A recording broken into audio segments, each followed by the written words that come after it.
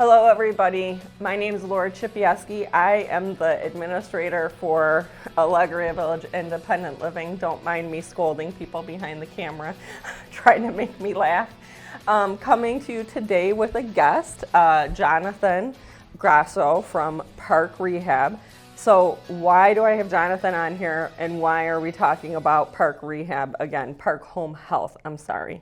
So if you watched any of the previous Chipcast where I've talked about the importance of services from your doctor and from therapy, or if you listened or came to the town hall, which thank you for that also, I am stressing going to see your doctor. I know some of you still are not going to see your doctor. We're going to work on that. And I'm stressing the use of therapy. I know I tease you all the time that there's a fountain of youth around here somewhere, which I truly believe that there still is, and I'm going to find it. But it's also very important for us to remember that as we age, when something happens to us, we have less time to ignore it and we have to react faster. So we're always talking about how you can live here longer, how you can make your time here at Alegria Village Independent Living longer. We don't want to call you and make that phone call to say it's time for you to move to assisted living. We want you to live here with us on this side for as long as possible.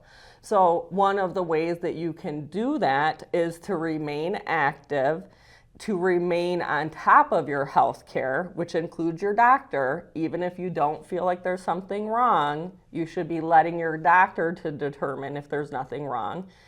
And things like taking care of your health once something is identified. So I've been talking to you about a partnership. So I was trying to explain to everybody, Jonathan, about a partnership. And I'm going to back up in a second so Jonathan can introduce himself.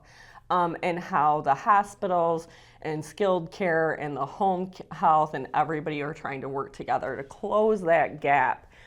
For years now, politics and healthcare go hand in hand, unfortunately.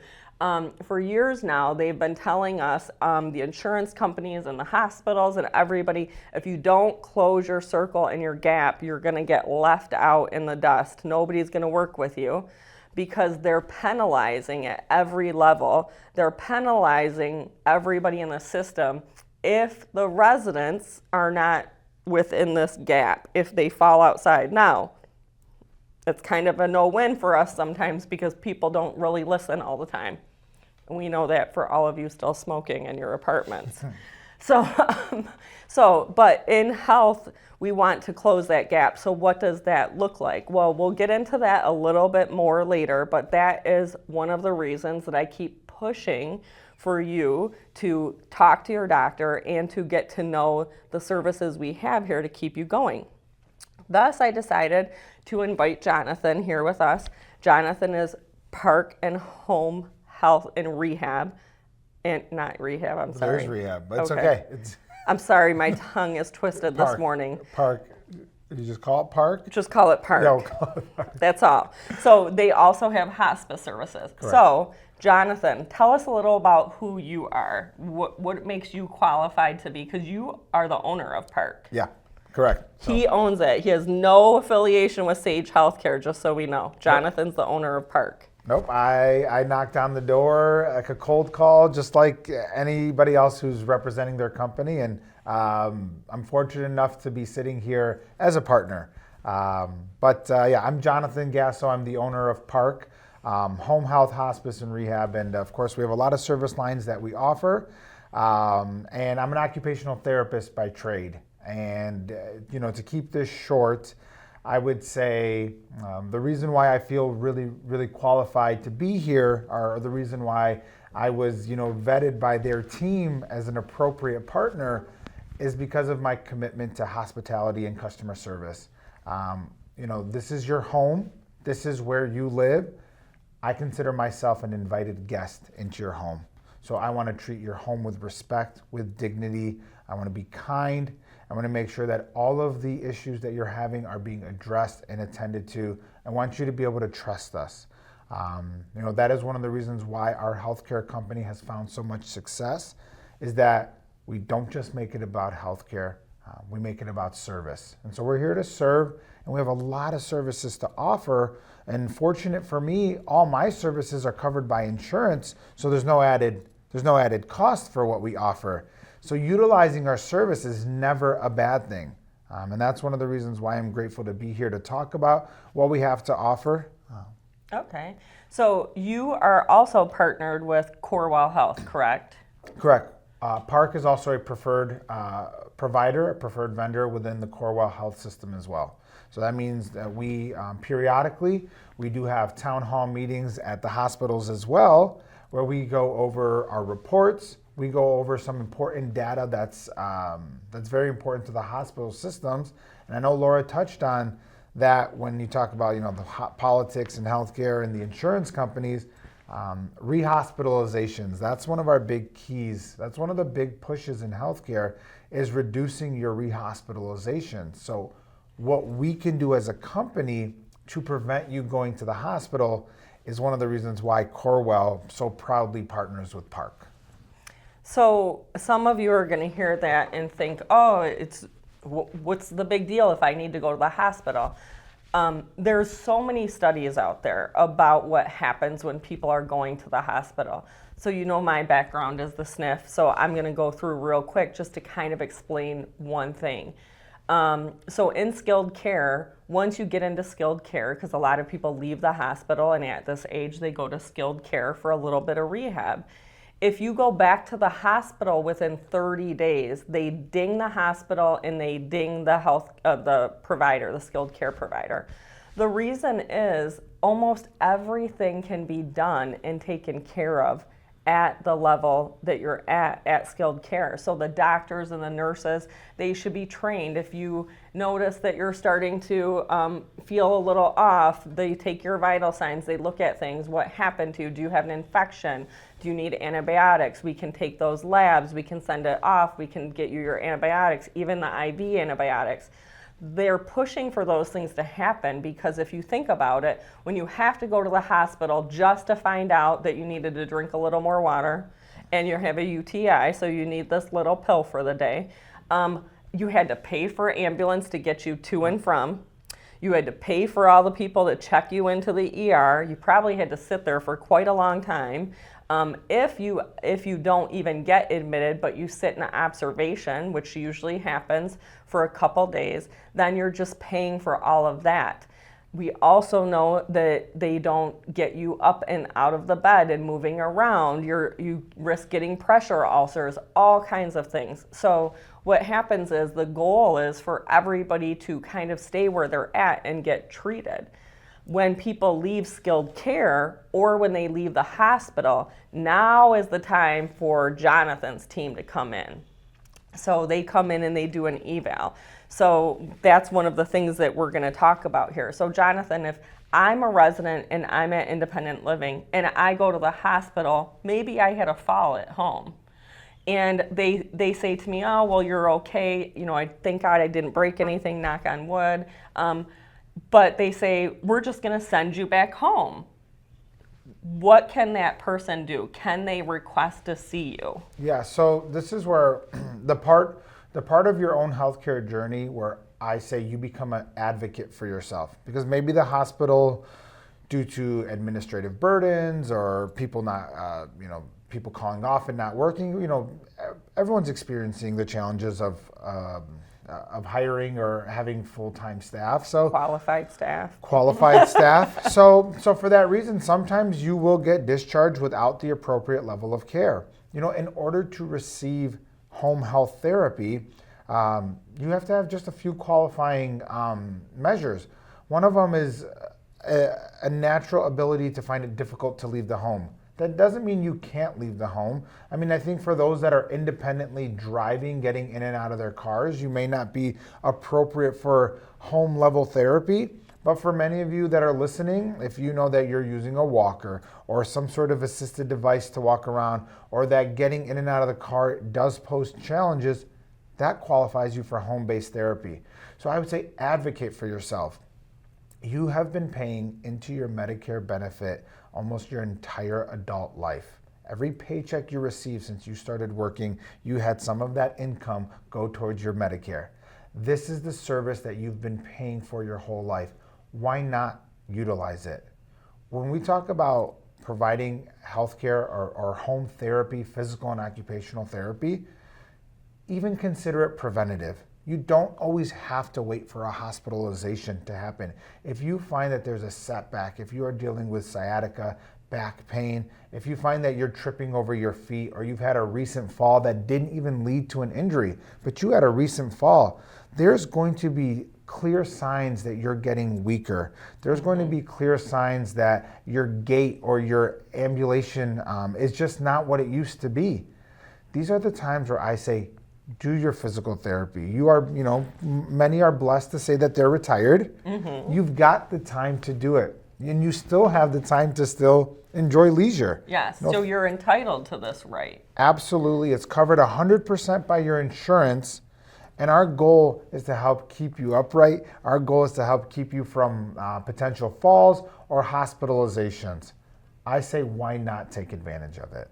So if you're leaving the hospital and you're not going to a skilled care facility, but you do feel like you've had a decline, and I talked about this in my town hall, this is one of the number one areas you see it, you're getting off the commode and you notice that it takes more than one push up. It takes you a couple tries to get up, or now you're pulling yourself up. Please not by the towel rack, because it's not on the wall that well. If you're pulling yourself up, if you're noticing those changes and then you fell and you went to the hospital, that's an example. Now you're discharging to come back home, because we know you did not ask to go to skilled therapy. Nobody ever asked for that. Now you can say, hey, I'm feeling a little weaker. You can ask that doctor or that nurse to write you a prescription for home health. And then you can say that you would like to use Park. You can use whoever you want. They can give you some options. We'll get to why I'm saying we partnered with Park. So you can say, I'd like to use Park. So when that resident says, I'd like to use Park and I'd like some therapy, and the nurse that's discharging says, oh, perfect, we didn't think about that. Sure, no problem. That nurse is going to get the prescription and they're going to send it to you directly. So that's all the resident had to do. Say, I'd like some therapy. Yep. And I'd like to use Park. And then they're set. So any resident that wants to use the service when you're in a hospital system, we communicate with the hospitals through an electronic communication portal. So you let them know that Park is the agency you'd like to choose. They find our name in the portal. They send it to us electronically. Now we have all of your medical records. Now we can see what was the reason you were hospitalized and what disciplines need to be added. So physical and occupational therapy. The one part of home health care, and we hope that this service is never needed. The reality is it's gonna be needed at some point for any of us, but also nursing services. If you do develop a pressure wound, or if you are on any new medications that require teaching, if you're on any sort of oral or IV antibiotic that requires a nurse to help manage, home healthcare does also have the ability to provide a nurse as well, also covered by your insurance. Also, speech therapy is another common thing. So anybody who may be developing some pocketing or some choking of food, they call that dysphagia. Speech therapy is also a very, very highly encouraged service to use if you find that you're having difficulty swallowing, or if you're choking on foods, or even just enunciating, or if you're having difficulty with slurred speech. Sometimes that could be a sign of a stroke. These are also covered services. I know physical therapy is probably the most popular by demand, because that's what people know and need. But it's good to know that there's all these services, including nursing and speech therapy, that's also covered. So let's just say you live here, you're living your life in your apartment, doing what you need to do. Are you going to see your doctor for your annual evals? Maybe not. And you do notice a change in you. Don't delay on noticing that change and bringing it to a doctor's attention. So if you have difficulty getting out to see your doctor, you are allowed to still request to see Dr. Asbahi in the medical center. it's a good idea to go to the medical center if you haven't seen a doctor in a long period of time, because they can do labs and different things on you to kind of see what's going on. You don't have to give up your primary care physician that's out in the community that you haven't seen in a while. But the reason we still need you to see a doctor is because if you say, hey, Laura, I saw you were talking to this Jonathan guy from Park, and I need to see him, I think. Jonathan has to get a prescription from your doctor. So if you haven't been seen by your doctor in about a year, they're not going to write a prescription. They don't know what's going on with you. You are not considered an active patient. That's where we can get you in to see Dr. Asbahi in the medical clinic. I've introduced Dr. Asbahi and Jonathan to each other so that they can understand each other's services. And already in helping out at more of the assisted living side, Jonathan had somebody that needed to get a prescription updated. They needed certain things. Didn't work out in the end the way we wanted it to. But the point is, Jonathan got a hold of me. Hey, what can we do? I can get a hold of Dr. Asbahi. So when we're working together, when we have that connection and that relationship, and our goal is to get you all as healthy as possible, then we can do that.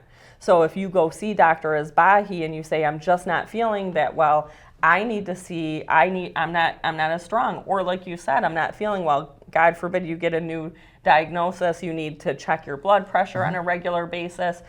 You can say, I don't know how to do that. I need education on that. I've never checked my blood pressure before.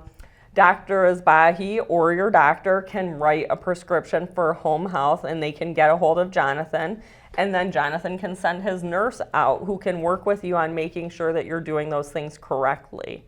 So like he said, there's a ton of ways to do this. So one of the reasons that we partnered with Park is because we've identified as people were coming over to the independent living, and I talked to Jonathan about this when he very first came in to see us. This is a huge campus. It's probably taken you a minute to figure out where we're all at. I still don't know. I still do not. He can find me. So a lot of times what was happening is you discharge from wherever with, I'm not going to say who, X home health. They come to the campus, they get lost, they don't find you, or you're talking with your friends at Windows Cafe and you didn't realize the time, so you're not at your door and they come to see you. They have no investment in you, the person that's coming. They were assigned you. This is the eval that you go do today. Okay, they go do the eval. They go back to their boss. They say, eval not completed. They can say you denied it. They can say you weren't there. On average, and I can tell you this from my years of experience, nobody picks up the phone and says, hey, we came to your building to do an eval to get so-and-so on home health. What happened? How can we get them? They don't do that. Guess who's already done it? This person next to me, Jonathan. It makes sense for him to invest and make sure. So if his nurse, Michaela, comes to see you and you're not there, we've already set up. She's going to go talk to Joe. She's going to come to me. She's going to go to Mike Sala. She's going to go to Mike Lewinsky. She comes every Tuesday to our meetings. She's going to tell Jonathan, hey, I went to this apartment, nobody answered, we're trying to get a hold of them. If she doesn't have a plan, if she didn't get to talk to Joe or somebody else and she tells Jonathan that, Jonathan's going to call my phone, I guarantee you. Doesn't matter. We were texting on Saturday night not too long ago because we don't have lives. And he's going to say, Laura, what are we going to do to get this person some therapy? And then we're going to get a hold of you. That's why we're partnered with somebody that he did not send a salesperson in here. He came himself. When we told him what some of the concerns were that we had with other home health, just never showing up on time, never being honest about if they could find you or what was happening, he was like, I can handle that. And he's proven that he can handle that. He's proven that he's going to do that work to make sure that he's successful by making you successful. Not just by going out and signing up 50 buildings and not having anything to show for it, but by genuinely investing in the residents here and making them successful. So, Jonathan, how do you pick your team? thank you for everything that you said earlier. And to touch on that, that part is true. It was such a commitment for me that I really wanted to be here. And I recognize there's going to be challenges because of how large the campus is, how many different people are involved. But I knew that you all were being underserved because nobody took the time to make this work. And there is such a need, and there's such a benefit to all the care that you can receive, and how gratifying it would be for us to provide that care. It really has taken time to navigate the ins and outs, get to know people, understand personalities, and to make sure that we have the right fit. So when you talk about how do we select or choose, who's going to be a good fit, it's understanding every community that you're a part of. And Alegria is unique and it's very special here. And there are things that I've identified that are going to require certain levels of patience on our team side. So when it comes to identifying, so Michaela, for example, for our nurses, some of the identifying factors for me are customer service. You have to be somebody that's going to recognize that anybody who's in need of our care, if you take a different perspective as to what service we're providing, it's because something is maybe negatively going on in your life, right? Something is going on. There's an ailment, there's an illness, there's an injury. You're maybe not necessarily in the best mood. You're not right? You're not in the best spot. Nobody's happy when they don't feel good. They're scared. So our service that's required of us is usually maybe a downtime in your life.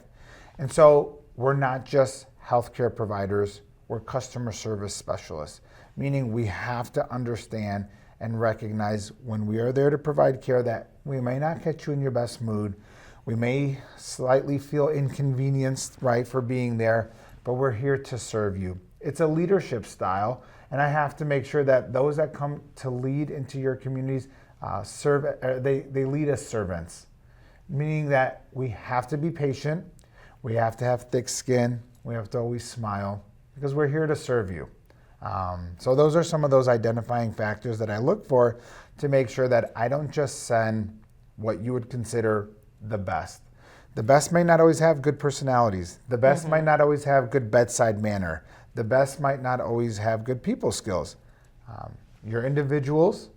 Everything that's going on is very unique to yourself. So you're not cookie cutter. It's not just you're somebody who's has a UTI, or you're somebody who's had a stroke, or you're somebody who has diabetes. You are somebody who maybe has had a stroke, but also has 3 children, also is part of a crochet club. You are an individual, and we need to treat you as an individual as opposed to a diagnosis. And that's something that I really value.